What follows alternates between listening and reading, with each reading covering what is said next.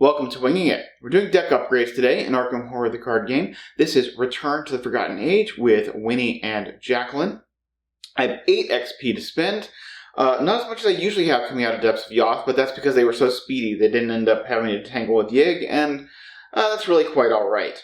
So for the first 4 XP, I'm going to make an upgrade that I really wanted to do a long time ago, which is to upgrade my 2 sneak attacks into level 2 sneak attacks. It's just not having to exhaust an enemy first. Like if there's an enemy on Jackie, just being able to sneak attack and kill it. It's a time saver. With Chuck, it becomes fast and free. You can just do 2 damage and not have to take an action, not have to pay any resources. It's really great. So it's something I'd wanted earlier in the campaign, and I just always had other problems to solve.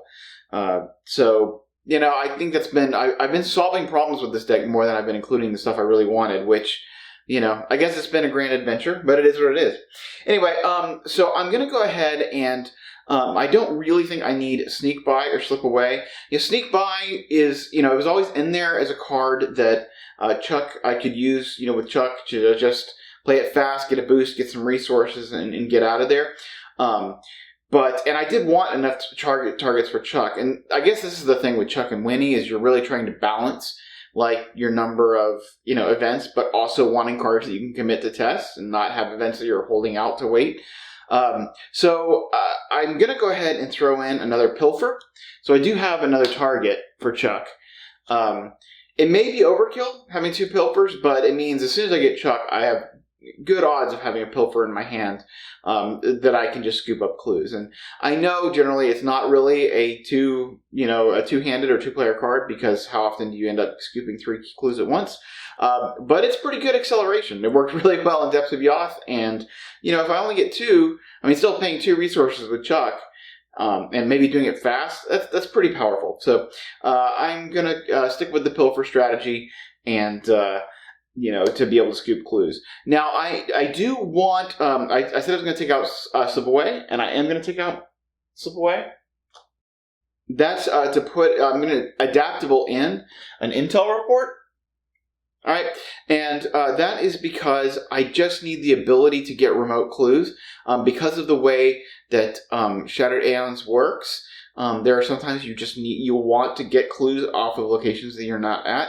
And so having 2 intel reports will be good. And of course, I can always just commit them, when I don't need that. So that, when I don't need the remote clues, I can just commit them. Or, last time I had a ton of resources. So that's definitely a thing I can do.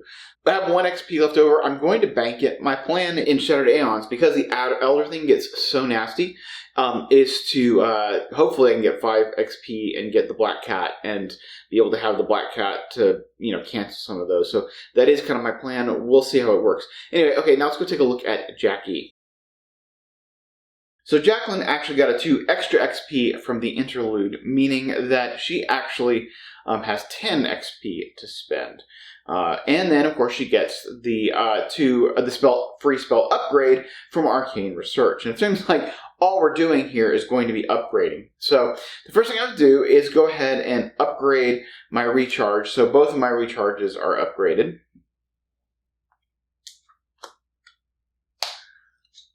Again, just like last time, this just allows me to not have to worry about, to risk losing an asset when I use recharge on it, even though she can dodge it. But plus, you also get more if you're successful. So, okay, I'm going to spend 2 of my remaining XP on another copy of Fearless.